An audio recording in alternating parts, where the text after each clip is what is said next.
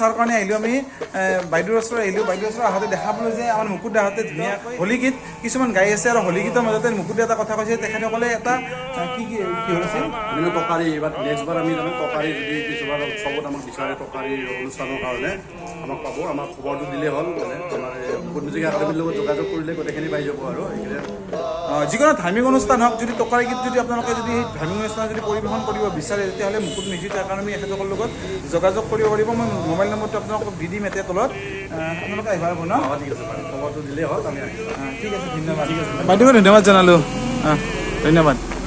আপোনালোকৰ হোলীৰ শুভেচ্ছা জনালোঁ থেংক ইউ